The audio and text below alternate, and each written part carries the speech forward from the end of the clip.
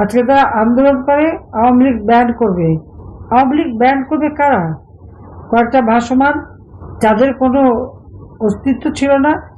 ওই ইউনুসের অর্থ, সেই সোরসের অর্থ আর ইউএসআইডের অর্থ দিয়ে লালিত পালিত এরা আজকে রাজনৈতিক নেতা হয়, রাজনৈতিক দল করে, আবার আওয়ামী লীগকে ব্যান করে, ছাত্রলীগকে ব্যান করে।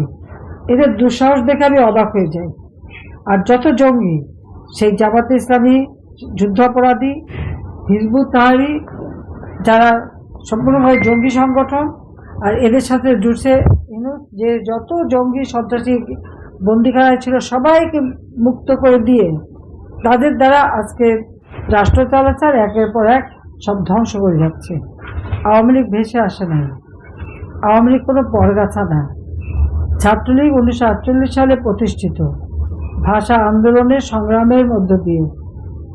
আর আওয়ামী লীগ 1949 সালে বাংলার দুঃখী মানুষের অধিকার প্রতিষ্ঠার আন্দোলন সংগ্রামের মধ্যে দিয়ে আওয়ামী লীগ প্রতিষ্ঠিত। আর এই আওয়ামী লীগের স্বাধীনতা এনে দিয়েছে।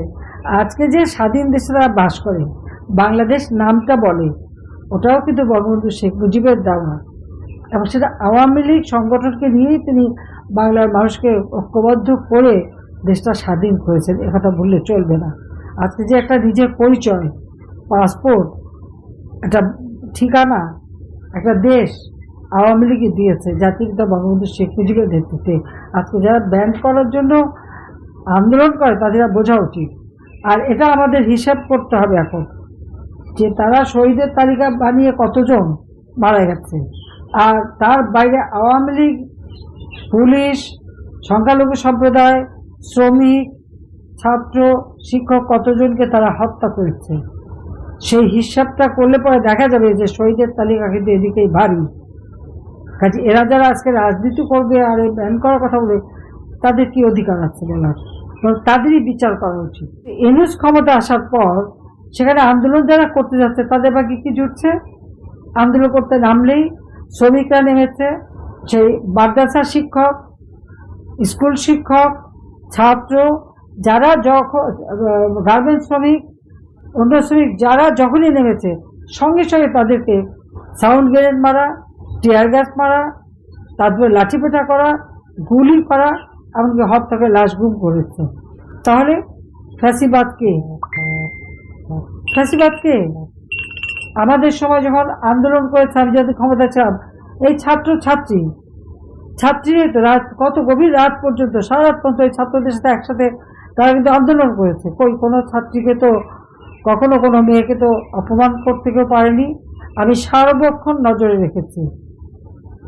আমাদের দলের লোক, আইন শৃঙ্খলা রক্ষার সংস্থা, পুলিশ, ঢাকার কমিশনার বা আইজিপি সবাইকে দিয়ে নজরে রেখেছে মেয়েদের জন্য কোনো রকম বেটিদের ভালোভাবে জন্য তারা হলে, এবং হলের মধ্যে যে তারা আমাদের ছাত্রীরা মেয়েদের পর্যন্ত অত্যাচার করেছে, অথচ তারা যখন বাইরে, তাদের নিরাপত্তার জন্য আমি নজরদারি করেছি।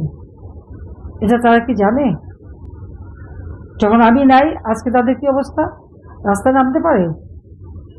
প্রতিনিয়ত তারা নির্যাতিত হচ্ছে, ধর্ষিত হচ্ছে, তাদের অত্যাচার হচ্ছে।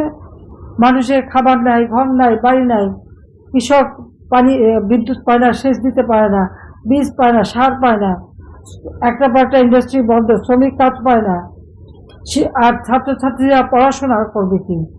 আজকে ছাত্রলীগের ছেলে হলেই তাদের সার্টিফিকেট বাতিল করে, তাদের পড়াশোনা করতে দেবে না। আমি যতদিন ক্ষমতায় ছিলাম, সে ছাত্র শিবির হোক, ছাত্র দল হোক, যে দলেরই হোক, সবাই তো লেখাপড়া করার সুযোগ পেয়েছে, এটা তো অস্বীকার করতে পারবে না। তাহলে স্বেচ্ছাচারী কে? স্বেচ্ছাচারী কে? স্বৈরাচার কে? ফ্যাসিবাদ? তুলনাটা করে দেখলেই কিন্তু সামনে চলে আসে। তাহলে এদেশে ব্যান্ড কে হবে? আওয়ামী লীগ হবে, না যারা এইভাবে খুন করেছে তারা হবে? সেটাই তো আমাদের প্রশ্ন। অবৈধভাবে যারা ক্ষমতা দখল করেছে, যার কোনো সাংবিধানিক ভিত্তি নাই, যে জনগণের ভোটে নির্বাচিত না, জনগণের ম্যান্ডেট নাই, একটা ভাওতাবাজি, ধোকাবাজি করে অন্য দেশের পয়সা দিয়ে দেশের সর্বনাশ করে তারপর ক্ষমতায় উঠেছে, তার কি মেটিকুলাস ডিজাইন করে ক্ষমতা এসেছে। কোনো আন্দোলন না, মেটিকুলাস ডিজাইন, অর্থাৎ সূক্ষ্ম পরিকল্পনা করে একটা অপকর্ম করে আজকে ক্ষমতায় এসেছে।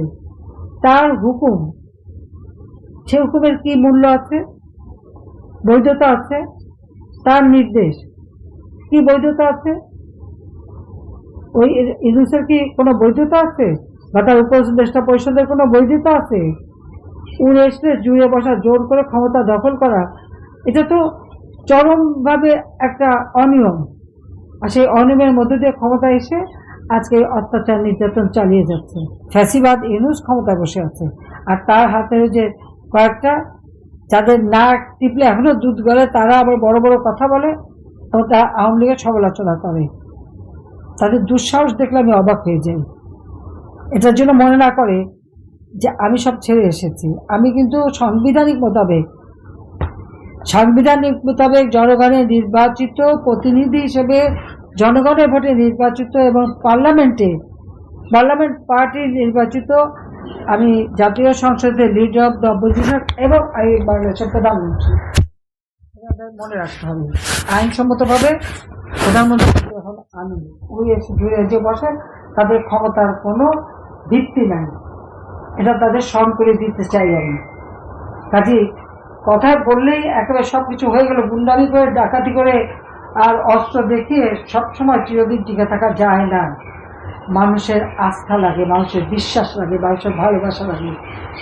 যারা মানুষকে বিভ্রান্ত করেছিল, আজকে সেই সাধারণ ছাত্রছাত্রী, আসলে তারা তো বিভ্রান্ত হয়েছে, তাদের তো কোনো দোষ ছিল না, তারা তো আসল জিনিসটা বুঝতে পারেনি।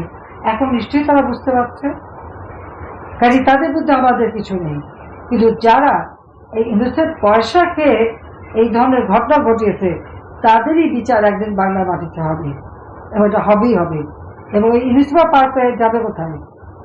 আন্তর্জাতিকভাবে বাংলাদেশের গরিব দুঃখী মানুষের ক্ষুদ্র ঋণ দিয়ে মোটা অঙ্কের টাকা নিয়ে দেশের টাকা বিদেশে পাচার করে দেশের মানুষকে যে নানাভাবে বিভ্রান্তি করেছিল, আজকে তার চেহারাটাও আন্তর্জাতিকভাবে তার মুখোশও খুলে গেছে। দেশে কত বড় ভণ্ড, কত বড় দুর্নীতিবাদ, কত বড় একটা জঙ্গি, সেটা কিন্তু আজকে সারা বিশ্বের যারা, তারা কিন্তু টের পেয়েছে, তারা কিন্তু বুঝে গেছে। এটা কিন্তু মাথায় রাখতে হবে, কারণ ওই আল্লাহখানা আর আগের মতো নাই যা মানুষকে বিভ্রান্ত করবে। মানুষের গরিবদের পেটে ভাত দিতে পারে না, উনি বিল ক্লিন্টন ফাউন্ডেশনে বিরাট অঙ্কের টাকা দান করেন। এই ইউনূসের দুর্নীতির হিসাবে কত দেব? সাথে আমি, জয়, পুতুল, রেহানার বাচ্চারা, 3 বাচ্চা, সবার বিরুদ্ধে দুর্নীতির মামলা দেয়। কি দুর্নীতি পেয়েছে আমি চ্যালেঞ্জ দিচ্ছি, কত টাকা পেয়েছে, কোথেকে এনেছে টাকা, সেটা তাদের জানাতে হবে, সেটা স্পষ্ট জাতির কাছে বলতে হবে। মুখে দুর্নীতি বললে হবে না, আর মিথ্যা কথা বলা আর মিথ্যা করে অপপ্রচার করা, সেটা মেনে নেওয়া যাবে না।